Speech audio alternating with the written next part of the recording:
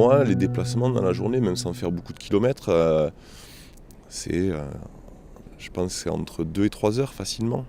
Les bouchons, J'avoue que la circulation dans Toulouse, c'est une catastrophe. les accidents, on nous rentre dedans. Quand je suis fatigué, je sors du boulot et tout, on est crevé, on veut prendre la bagnole, c'est hyper dangereux, quoi.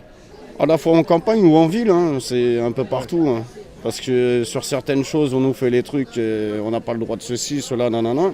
Mais par contre, on ne regarde pas les personnes qui n'arrivent plus à conduire, qui sont des dangers publics sur la route. Les chauffeurs, ça manque pas, il y en a en pagaille. La voiture de nos sociétés. Comment mesurer son importance ? Elle se lie à travers des aspects aussi variés que les accidents de la route. Même en baisse depuis 20 ans, on en comptabilise près de 60 000 aujourd'hui. Ils ont provoqué la mort de près de 3 500 personnes et en ont blessé plus de 70 000 autres. La première question qui vient à l'esprit tout de suite, c'est la sécurité. S'il y a des défaillances techniques, parce qu'il y a des défaillances techniques en tout, comment on fait ?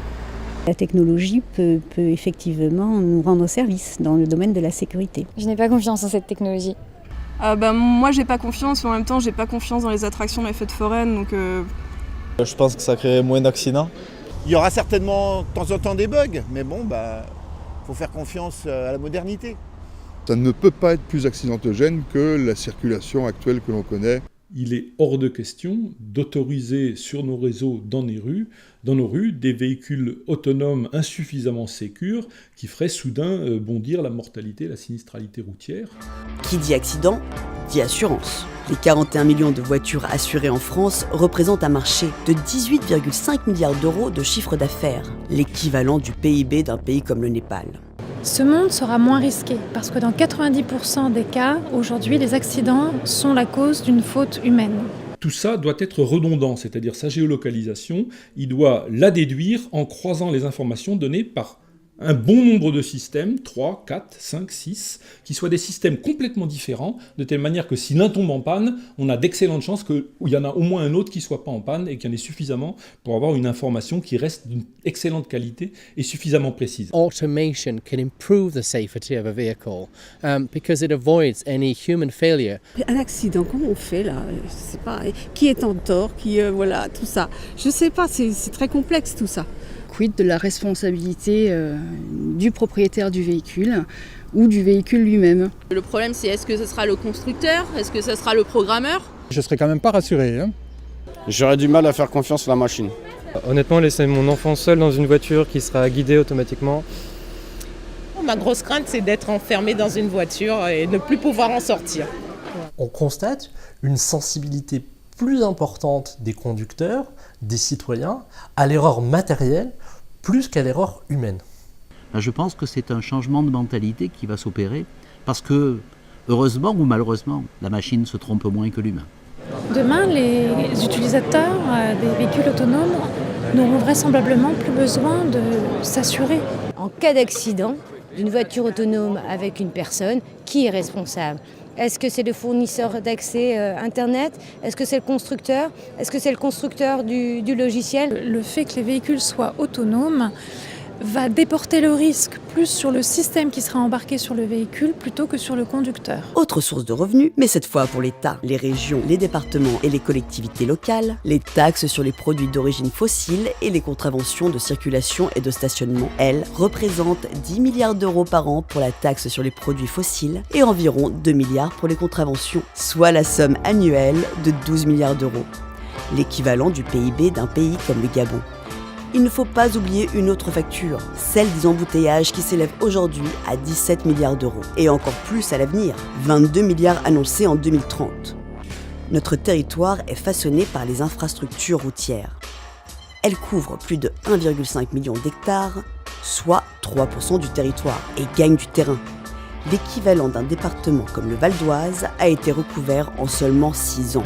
Enfin, l'impact de la pollution de l'air est grandissant. Les transports routiers y contribuent pour près de 30% des émissions nationales des gaz à effet de serre. Et il n'y aura plus d'embouteillage déjà dans les villes, il y aura moins de pollution, ou plus de pollution carrément, complètement. Plus de problème de parking, plus de problème d'embouteillage. Plus de parcs-mètres et tout, super. Moi, la raison pour laquelle j'ai pas de voiture, par exemple, c'est que je supporte pas du tout les bouchons Et que si on me dit monte dans une voiture autonome et que le trafic sera fluide, que tu n'auras rien à faire, que tu pourras faire tout ce que tu veux pendant ton temps de déplacement, je signe de suite. Un véhicule pour soi, un véhicule quand je veux, un véhicule propre et un véhicule qui se déplace sans embouteillage. Le temps de déplacement va être un temps utile, comme on dit, c'est-à-dire qu'on pourra travailler, on pourra lire, on pourra regarder un film. On ne se prend pas la tête à devoir prendre le volant et conduire toute la journée. Pour les voitures, regardez, on ne peut pas stationner nulle part. Là, vous appelez votre voiture, et vous cherchez, elle va se garer bien plus loin et tout. Pour mes déplacements longue distance, je serais très heureuse de faire appel à un véhicule autonome. Ou le soir quand tu es fatigué, que tu n'es plus en état de conduire. Ou alors les personnes alcoolisées qui rentrent souvent de soirée en voiture et qui peuvent potentiellement avoir des accidents. Voilà, du coup, tout ça, ce ne sera plus le cas. Je pense qu'il faudrait commencer par les handicapés, parce que d'abord les handicapés, pour une fois, on ferait quelque chose de bien pour eux. La voiture autonome pour les personnes à mobilité réduite, c'est effectivement indispensable, puisque ça leur permettrait de réaliser beaucoup de déplacements sans les problématiques qu'elles rencontrent aujourd'hui. Les handicapés, les non-voyants, tout ça, ouais, je pense que ça serait une bonne idée. Ouais. Bon, aujourd'hui, avec l'âge qui avance, je me sens un petit peu moins sûr qu'avant. J'ai une maman de 98 ans, vous pensez que ça l'arrangerait drôlement? Les mobilités des personnes âgées vont être résolues probablement avec ce type de véhicule. Ouais, je sais pas, peut-être que est-ce que ça va être généralisable aux véhicules d'urgence, les pompiers, les ambulances, tout ça? Comment ça va fonctionner tout ça? Toute personne qui ne peut plus se déplacer aujourd'hui conduit mal, et là la voiture réglerait le problème.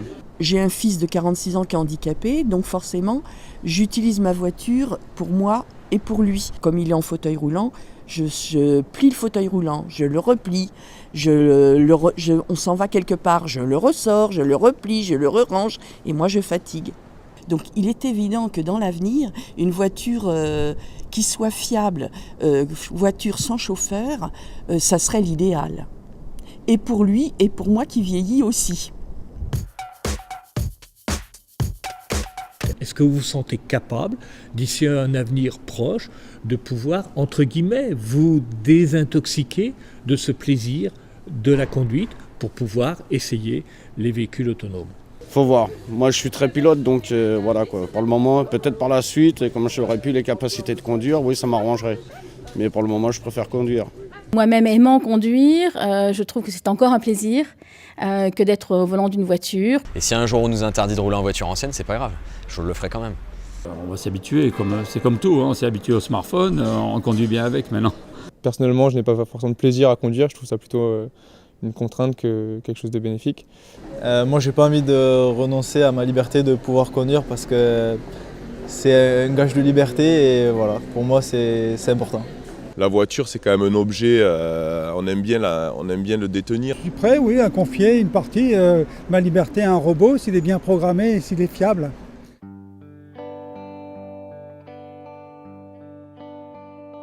Le véhicule autonome va libérer votre attention.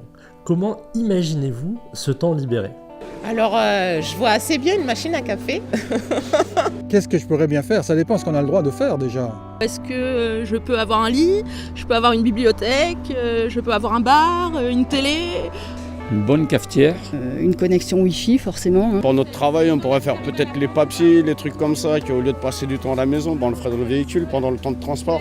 Je trouve aussi que c'est un bon moyen de faire des rencontres et pourquoi pas créer des espaces conviviaux pour que les gens également qui ne seront pas sur un écran puissent discuter entre eux. Là, il faut tout, il faut le café. Pourquoi pas des sièges transformés en lit? Je vais me régaler de me détendre ou même dormir. Un petit bisou en roulant, par exemple. Moi, dans mon véhicule sans chauffeur, la nuit, je trouve un chauffeur et je fais l'amour.